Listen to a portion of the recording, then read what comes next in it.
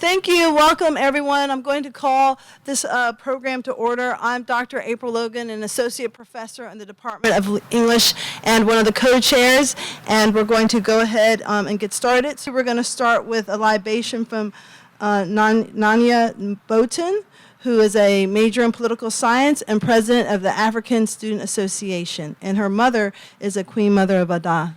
If you'd like to come forward, she's going to give a libation for the program.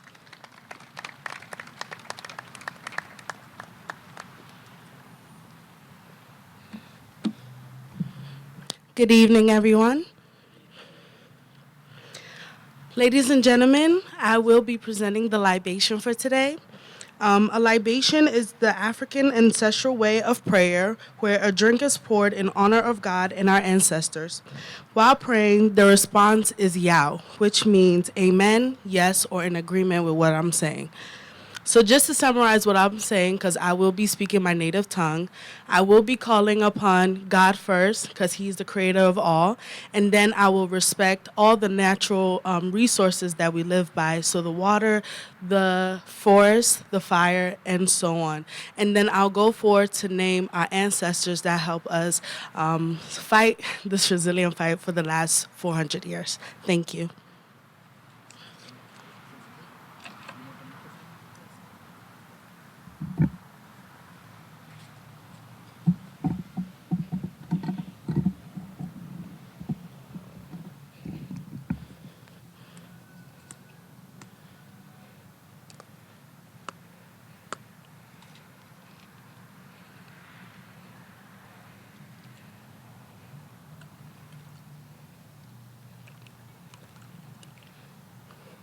Maunenge hiawe onuino. Yeah. Maunenge hiawe onuino. Yeah. Maunenge hiawe onuino. Yeah. Mawa daosi hano fiano ne ope hawo. Yeah. Juko me ne adasi nge hio mono wange mofia ne mo wame 400 years ne akuno monope. Yeah. Wange ne juko me che Harriet Tubman. Yeah. Wange Frederick Douglass che Yeah. Rosa Parks. Nat Turner, Yeah. W.E. Du Bois. Wange ne juko me krane abehio wange me chehu. Yeah. Nofia no ne amape ma omo dasi hame juko me ne ange kaseo mo bli adrem. Yeah. Nofia no ne amanao mo ne oma dasi hame. Yeah. Wadamusimau. Yeah.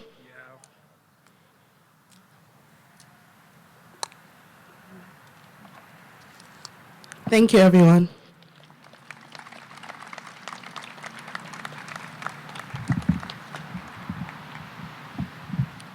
Thank you, Richard. Greetings, President White, Provost Umstead, distinguished guests and visitors, faculty and staff, colleagues, friends. 20 months ago, I became a member of the Salisbury University family and community. Today, it is an honor and a privilege to stand before you to mark this significant occasion in the history of the university, the Eastern Shore, the state of Maryland, and the nation. Today's occasion is rich with opportunity. First and foremost, this occasion is an opportunity to remember and reflect on one of the most horrific moments in our history.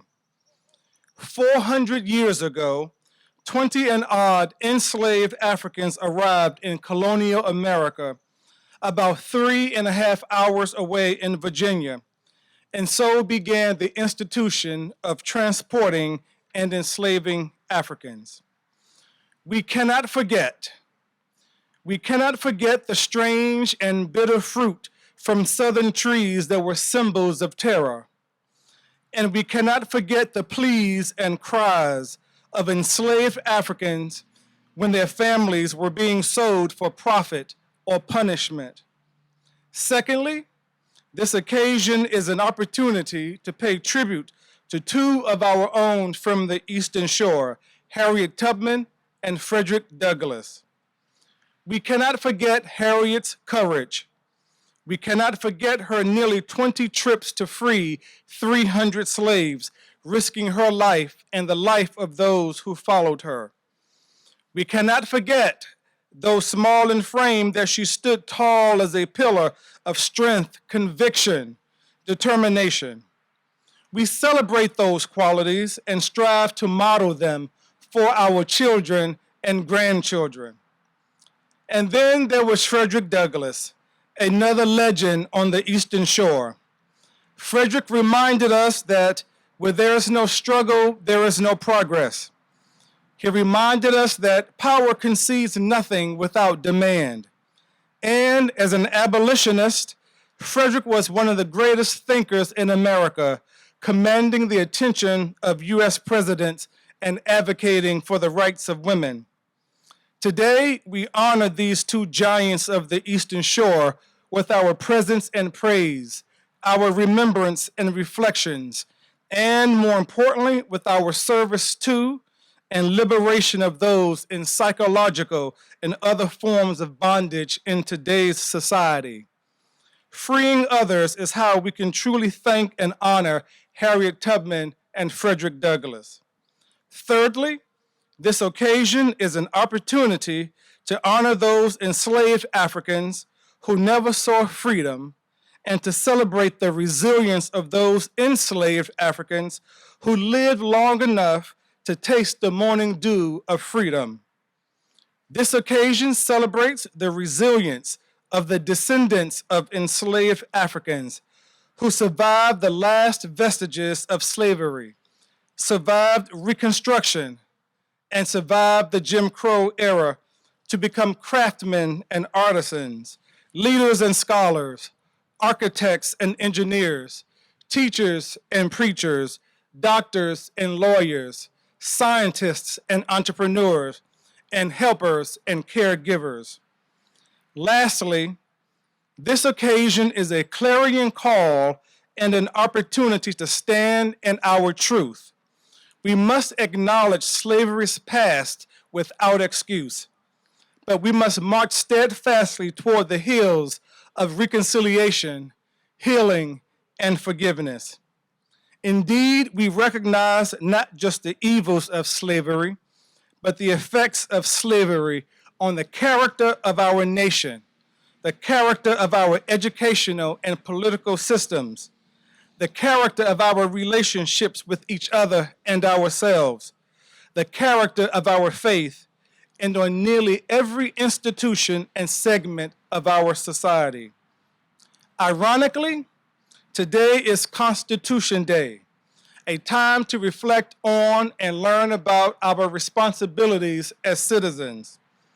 As we honor Harriet Tubman and Frederick Douglass, we must accept our collective responsibility to face and deal with the scourges of slavery, racism, discrimination, poverty, and injustice, to form a more perfect union, to reestablish justice, to ensure domestic tranquility, and to secure the blessings of liberty. We must honor Harriet Tubman and Frederick Douglass by accepting that we have an obligation to liberate the hearts, minds, and souls of those who will listen. Thank you.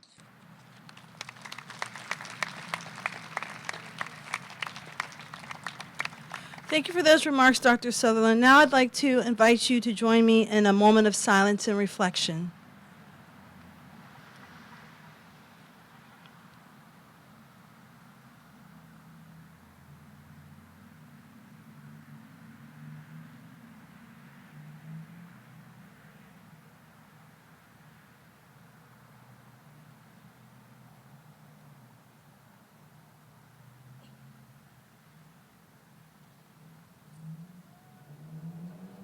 Thank you.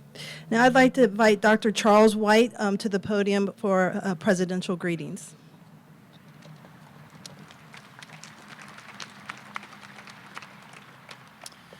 Welcome and thank you all for coming out today. This is a beautiful day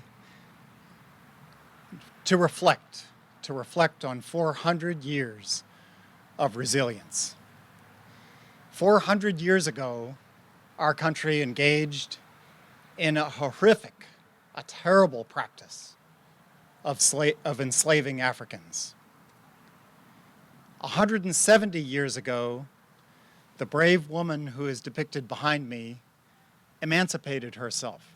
170 years ago today is the date, the anniversary of her emancipation. She freed herself to become an abolitionist. And today, we are here to try to understand what happened and why it happened, and to ensure that it never happens again. I thank you for coming to participate. I encourage you to participate in a variety of events which will happen over the next months to commemorate and reflect on this very important era in our history. And I wish you a good day.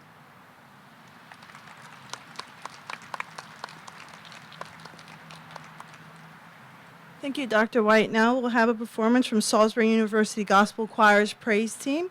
They will be performing Gospelship.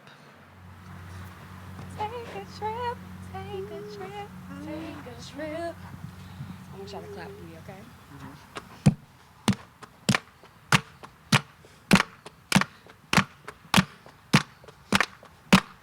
I'm going to take a trip on that good old gospel ship, and we'll go sailing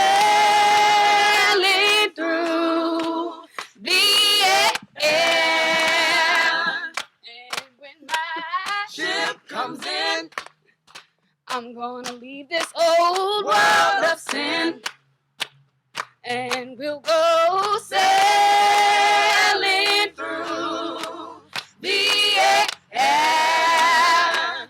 Trouble in my way, trouble in my way. I have to cry sometimes, I have to cry sometimes.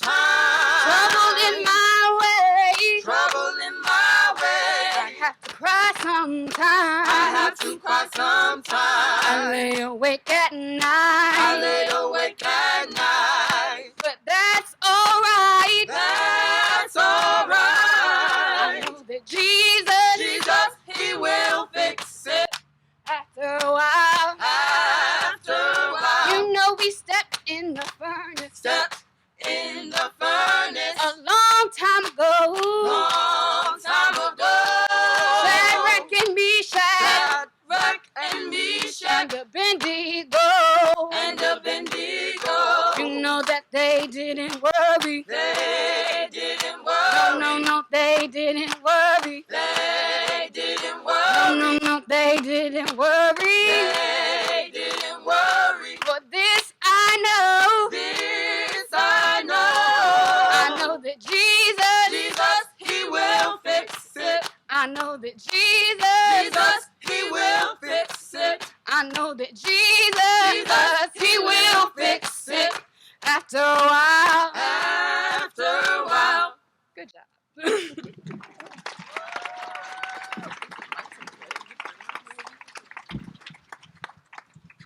Thank you for taking us to church, SU Gospel Choir. Now we'll have some remarks from Dr. Karen Olmsted, Provost and Senior Vice President of Academic Affairs. Thank you, April. Good afternoon, everyone. And yes, thank you. That was just wonderful.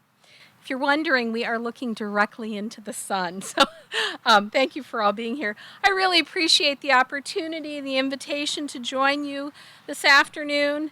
The 400-year series prompts us to think even more deeply about the history of our country and the legacy of slavery in the United States. I want to thank the 400-year series planning committee, and especially their very capable co-chairs, Dr. Wallace Sutherland and Dr. April Logan. I know how much work goes into events, not just today, but all the events they have planned. But I also want to thank both of them and all the members of the planning committee for the emotional effort that it takes to turn our campus towards this important moment in our nation's history. In the book, Stamped from the Beginning, historian Ibram X. Kendi provides a staggering chronicle of racism in America, which he argues has roots back to the ancient Greeks, and which was amplified not only by slavery, but also the rationales of human hierarchy that were held by Puritans and other early European settlers of North America. He argues compellingly that across American history, there's a dual and dueling history of racial progress on the one hand and simultaneous progression of racism on the others. Over the centuries, he says, and I'm quoting him here, equality and the racist force of inequality march forward, progressing in rhetoric, in tactics, and in policies. And this dueling history of racial equality and racism, I think, is clearly evident in contemporary society. Really kind of awful and remarkably awful.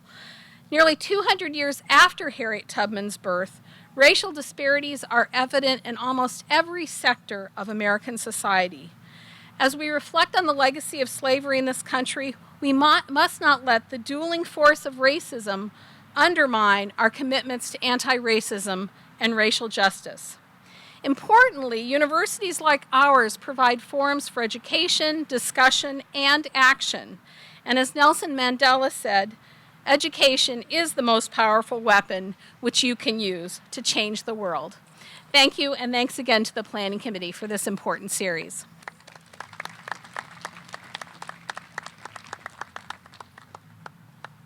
Thank you for those remarks, Dr. Olmsted. Now we'll have a poetic tribute from Charlie M. Brown, who is a creative writing major here at SU with a minor in art, and he has work published in journals such as Tahoma Literary Review and Thornton North Literary Review. Charlie?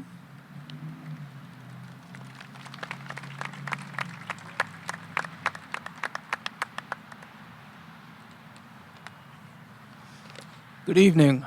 I'd like to say thank you to Dr. Sutherland, to Dr. Logan for inviting me out here. This is a blessing to be here to speak with you all. This first poem is called Future. Pull it down, bare skin. Within this palm, between palmar flexion creases, let the arm's follicles open. The white of your eyes, deep breath, tender what's behind. Let it pull apart, let bloom seconds, minutes, hours. Into moonlight. Knock out each wall with your own fist if you must. Let it bury and plant in the debris. This next poem is called Desire Line of the Black-Skinned. For those who don't know, a desire line is a type of path, a path not made by the conventional ways, but one that is dug out by erosion, by destruction, usually by human footfall or traffic. It has two parts, desire line of the black-skinned. 1, trace our palms. Black skin that birthed these words, black skin that will never birth others. Trace words written by ebony hands, stripped pink, tarred, and feathered. Notes sung from noosed and gnawed necks. Voices squeezed out by the cow's skin. Trace the silence that followed. Trace the stretched skin over bound wrists and hanging bone. Follow the blood still rushing from gray bodies. Outline the shape of them all. You will join them before you finish. Lay it all along the path underfoot. Step left, then right, then left. 2, again. I hear the calling of those thought blood silent. Our feet share in shaping the path ahead marked by footprints that could hold my own. In this, their blood still runs. Listen. Follow the quake of the fallen bodies, the call of the not resisting. Families torn like 39 lashes to naked flesh. Hear the storm of their steps among mine and my brothers. Like skin fleeing from an open wound, we are still running. Thank you.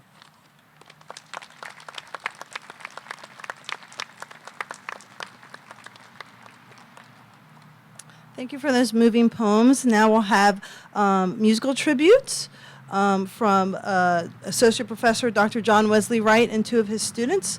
We're going to hear Steal Away and the Storm is Passing Over. He will be joined by Jeremiah Copeland, who is a tenure and a native of Salisbury, Maryland, pursuing degrees in music and theater, and he's the 2018 first place and 2019 second place winner of the Maryland DC National Association of Teachers Singing Student Auditions in the sophomore and junior men's musical theater categories.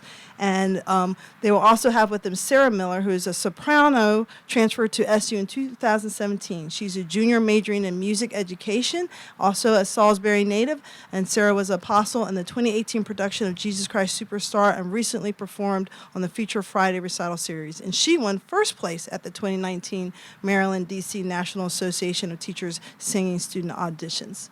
Would you like to come forward?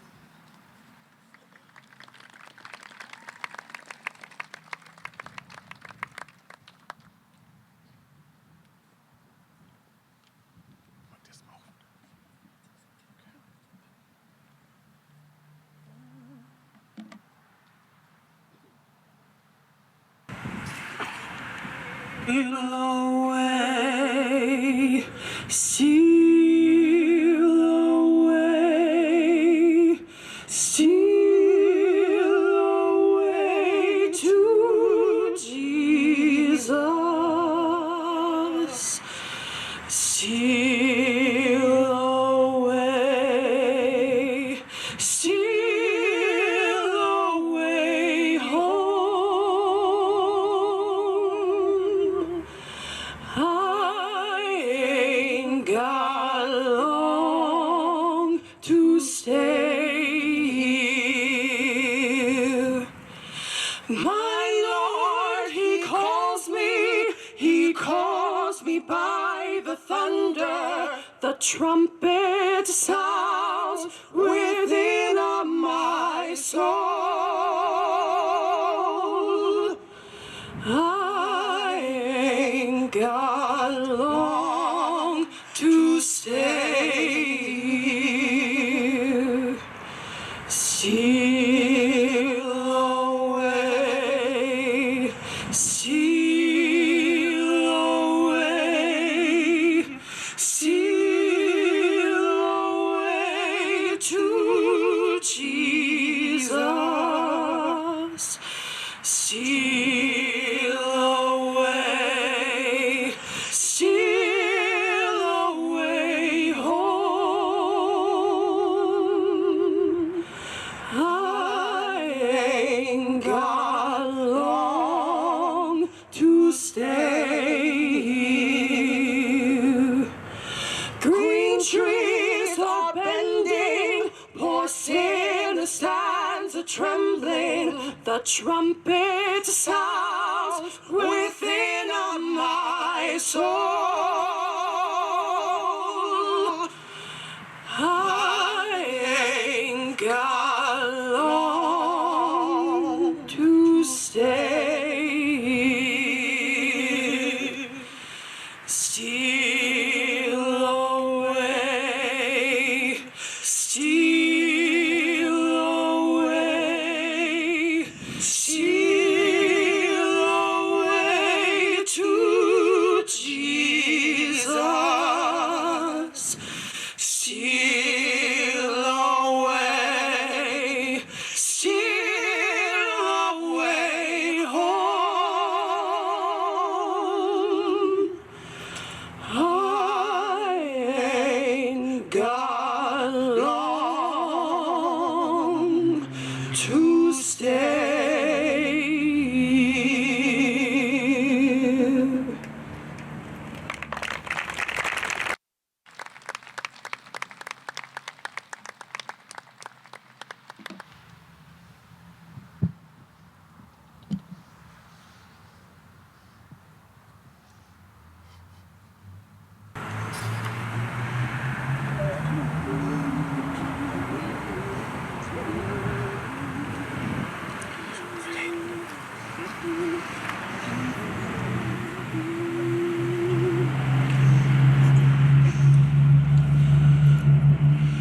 Courage, my soul,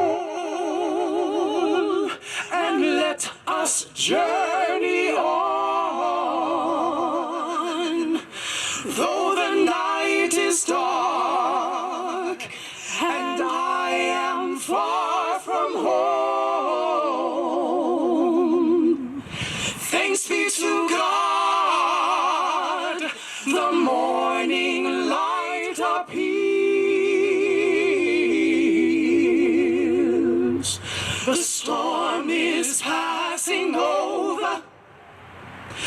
storm is passing over. The storm is passing over. Hallelujah. Hallelujah. Hallelujah. Hallelujah. Ha, ha, ha, ha. The storm is passing over. The storm is passing over. The storm is passing over. Hallelujah.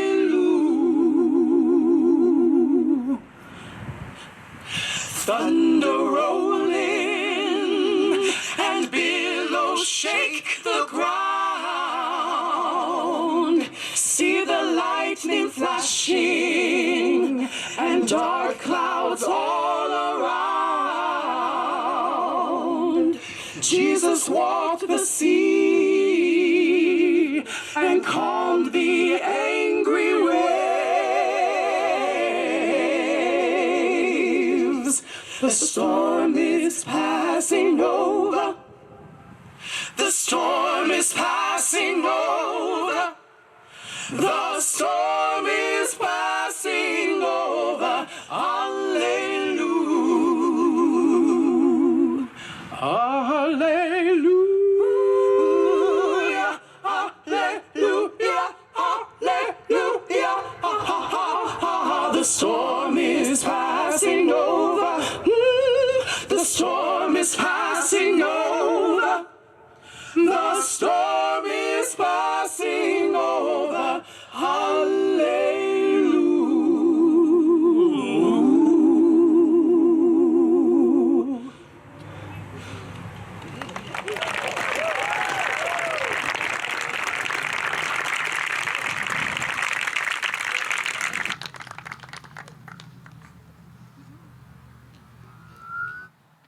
Thank you for that very moving tribute. Next, we'll have student reflections from Shantess Robinson, one of my former students, who is majoring in communication arts with a track in public relations and strategic planning. Her minors are also in social justice and ethnic and global literature, and she's president of Salisbury University's chapter of the NAACP.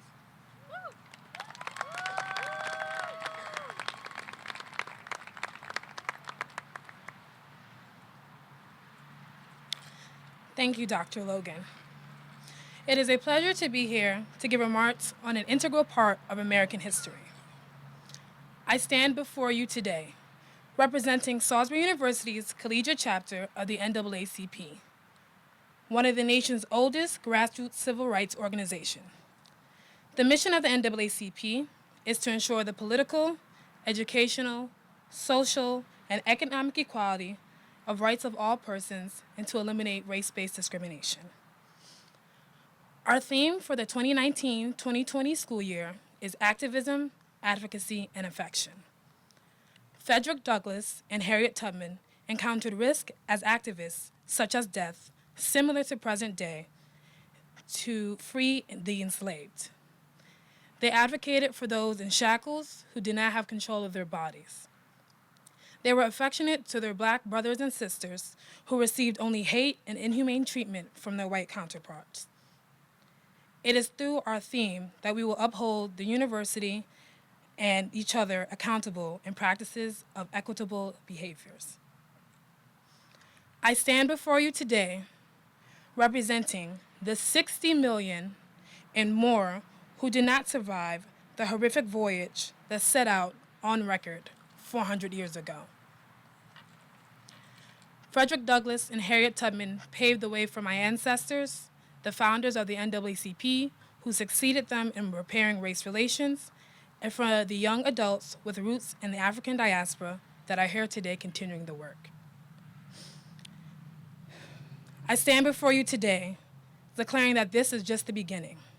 We, the students, will continue to advance the mission at Salisbury University, the greater community, and society. Thank you.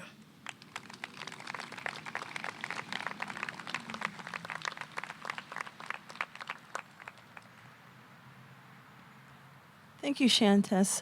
And now I'd like to bring Jeremiah Copeland back for a tribute to Frederick Douglass.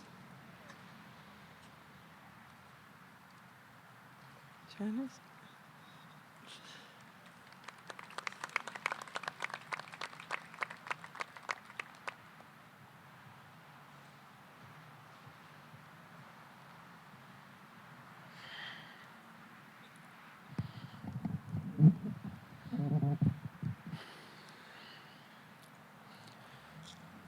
Fellow citizens, pardon me, and allow me to ask, why am I called upon to speak here today? What have I or those I represent to do with your national independence? Are the great principles of political freedom and of natural justice embodied in that Declaration of Independence extended to us? And am I, therefore, called upon to bring our humble offering to the national altar and to confess the benefits and express devout gratitude for the blessings resulting from your independence to us?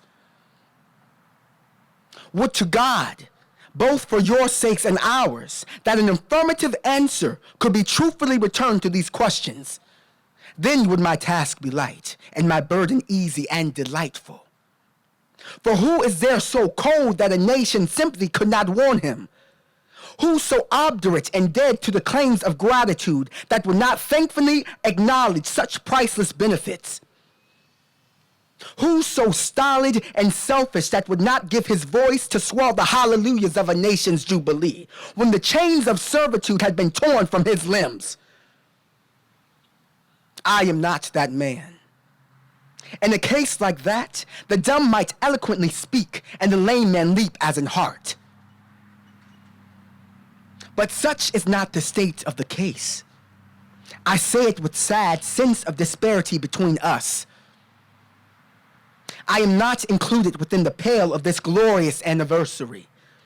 Your high independence only reveals the immeasurable distance between us. The blessings in which you this day rejoice are not enjoyed in common. The rich inheritance of justice, liberty, prosperity, and independence bequeathed by your fathers is shared by you, not by me. The sunlight that brought life and healing to you has brought stripes and death to me. This 4th of July is yours, not mine. You may rejoice, I must mourn. To drag a man in fetters into the grand illuminated temple of liberty and call upon him to join you in joyous anthems were inhuman mockery and sacrilegious irony.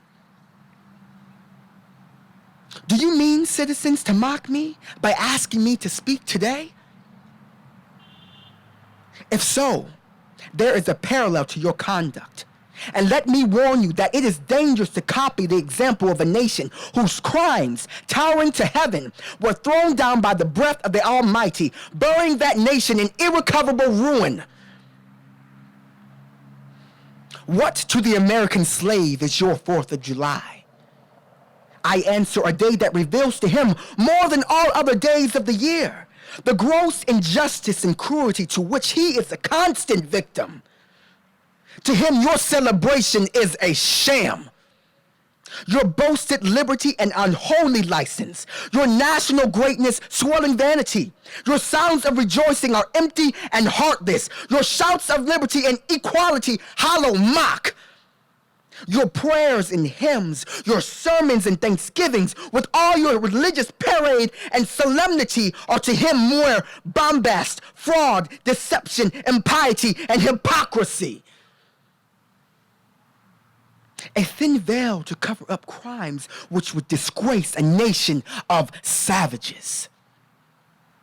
There is not a nation of the earth guilty of practices more shocking and bloody than are the people of these United States at this very hour. Go search where you will. Roam through all the monarchies and despotisms of the old world. Travel through South America, search out every abuse, and when you have found the last, lay your facts by the side of the everyday practices of this nation. And you will say with me that for revolting barbarity and shameless hypocrisy, America reigns without a rival. Thank you.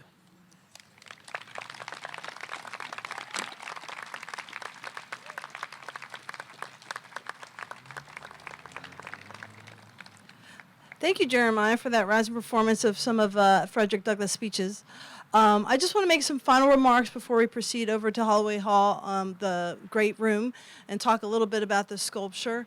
So for me, as much as we are here to think about the enslavement of Africans and African Americans in the U.S., I want to say that for me personally, I've dedicated my life to studying these stories, partially because it is quite a fascinating story to see the ways in which slavery and enslaved Africans in the United States touched and shaped every aspect of American society, economic, social, political, and cultural. But for me, what also keeps coming back to those stories, as graphic, as horrifying, and as terrifying that they can be, is also their story of resilience and resistance that I would like to talk about here. And I think that the show today really helps us see how that resilience happened. It is through the preservation of their traditions, their culture. And when I say culture, it's not just the practices, or it's in addition to those practices that we see here through song, through oratory, through dance, through print, the written word that they brought with them from West Africa and other parts of Africa. They were not a broken people, they were enchained people, but they kept those ties of family. As much as there was sorrow and sadness, we must remember that these were also proud people with families.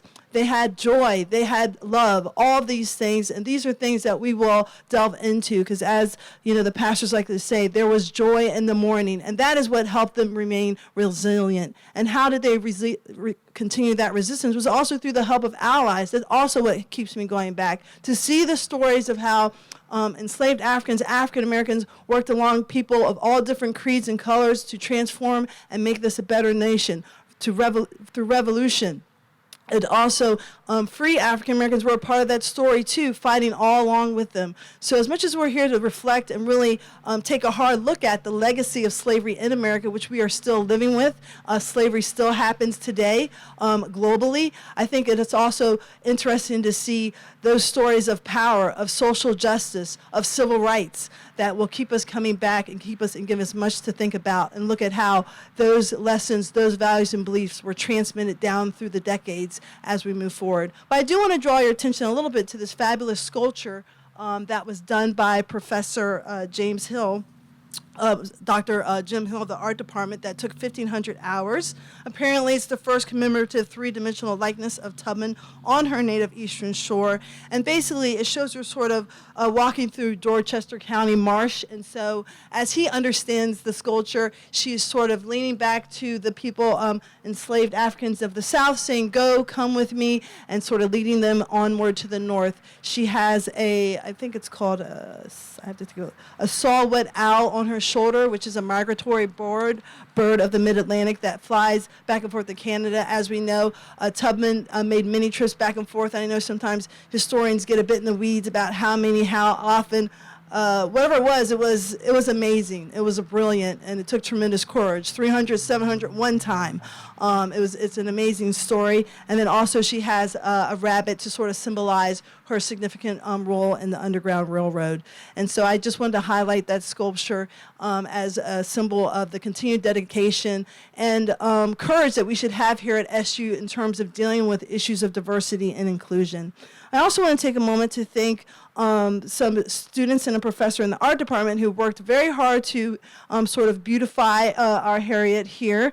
Assistant Professor of Sculpture Bill Wolf and his students Blaine Steiner, Christina Hellowicks, and Josh Killen worked very hard.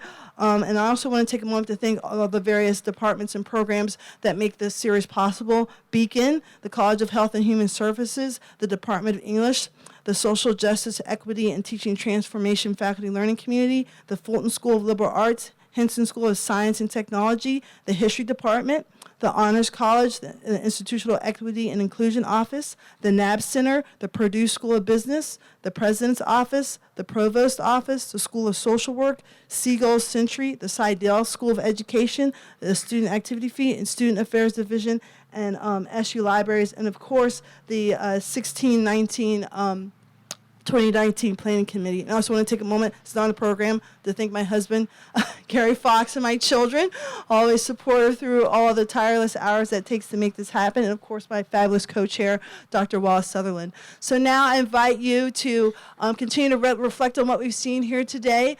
and continue this conversation with us as we move forward, and to join us in the Holloway Hall great room for some more entertainment, some more resilience, symbols of resilience in the great room, and just a reception. So please join us. You'll walk over there. Thank you to the audience. We also have our satellite audience at the various satellite schools of SU joining us. So thank you for coming.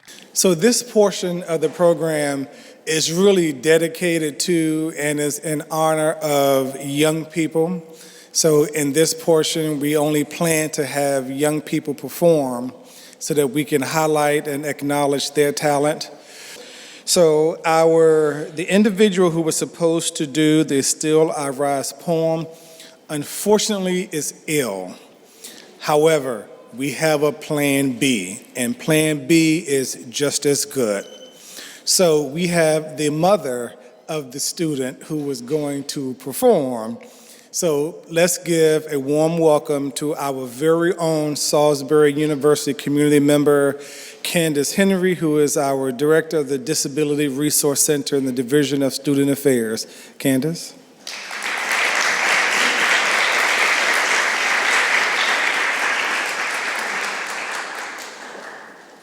So thank you, everyone.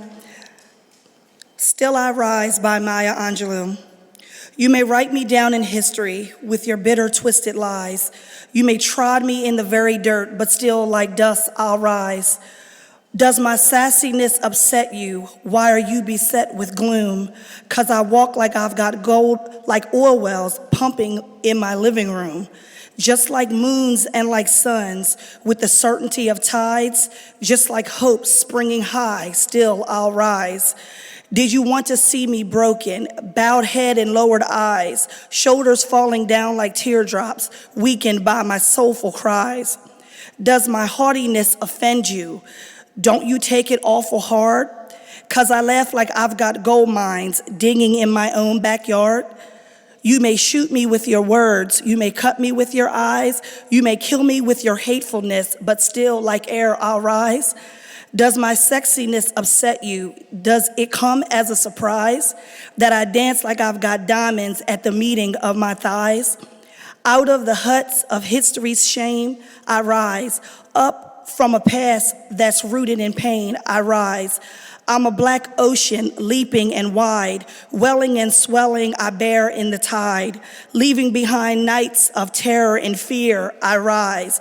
Into a daybreak that's wondrously clear, I rise. Bringing the gifts my ancestors gave. I am the dream and the hope of the slave. I rise, I rise, I rise.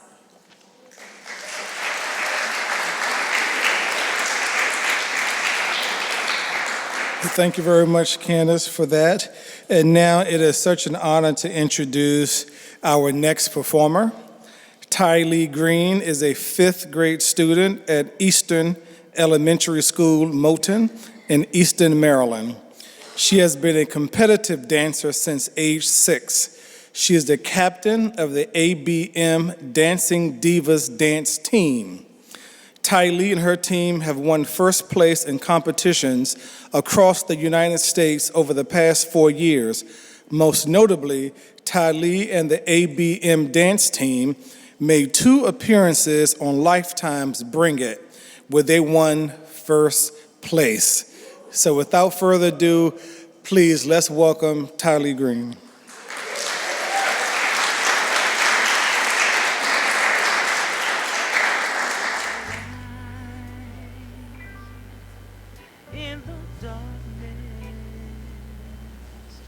Though the night is black as my skin, there's a light burning bright, showing me the way. But I know where I'm in. There's a cry distance. It's a voice that comes from deep within. There's a cry asking why. I pray the answer's up ahead.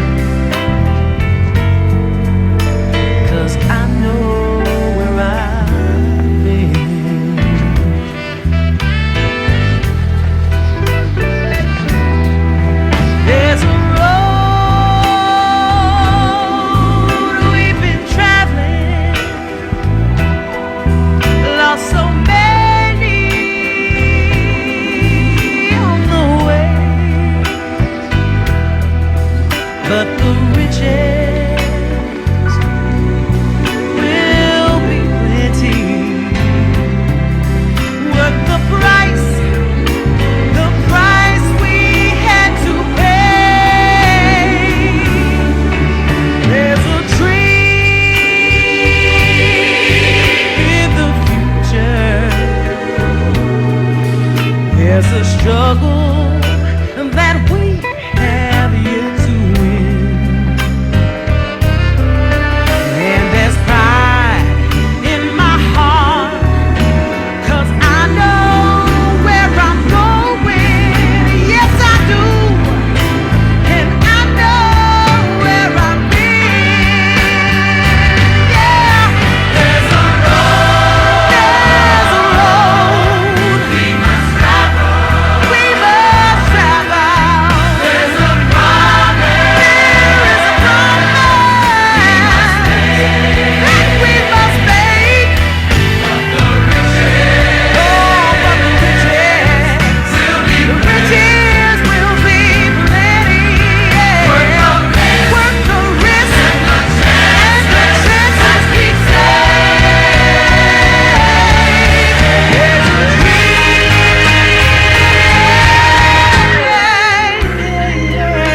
in the future. There's a struggle that we have yet to win.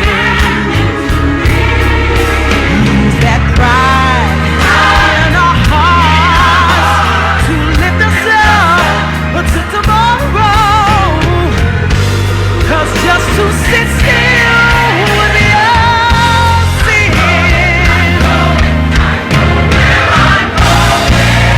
Lord knows I know where I've been.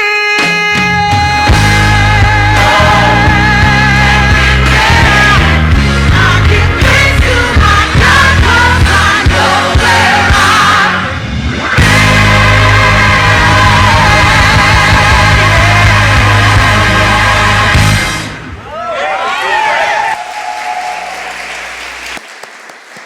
Let's give it up again for a future seagull right here.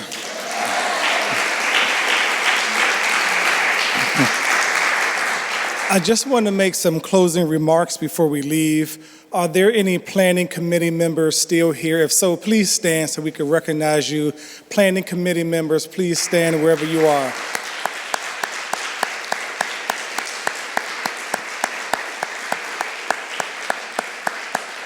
April and I thank you very much, and don't forget planning committee, please stay so we can have a group photo with the president and the provost. I also want to thank my co-chair, Dr. April Logan. Thank you very much, April, for your help and support. And April has already acknowledged the sponsors, so I will not repeat that. But again, this could not be made possible as much of a success as it is without our sponsors. Not just today's kickoff, but the rest of the series has been made possible because of our generous sponsors. And we are still accepting sponsors. If you wish to make a contribution, please see me after the program. We want to thank all of our performers and participants for contributing. Thank my supervisor, Vice President Dane Faust, chairperson of the English department, Adam Wood, stepping up very early on in the process, as well as supporting us and allowing us to do the work that we were able to do. The public relations team, the marketing team, event and tech services, copy center staff, the development office, members of the university community, faculty for bringing or sending their class to the event, the catering staff, accounts payable staff for making sure we were paying the bills, members of the City of Salisbury community, our photographers and videographers, to Belinda Poole. Is Belinda still in here? Where's Belinda? Is she still here? Well, Belinda, she has done, she's in the back there. Thank you so much for what you've done. And at a last week or 2 weeks ago, we decided that, you know what, we need to make sure that those Salisbury family members who are not able to be with us, such as our students who are in our satellite programs, how do they get access and exposure to what we're doing on the main campus? And Amy Benjamin and Rich Wilkins helped to make that possible, so we thank them. And anyone else who contributed in any way, shape, form, or fashion to make this event successful. And if I have overlooked you, I apologize for that. Blame it on my mind and not my heart. Thank you, everyone. Thank you. God bless. Have a great, safe, healthy rest of the day and week. And again, please continue to fellowship and enjoy the rest of the food. But now we will have the committee members please join us for a photo. Thank you and good night, everyone.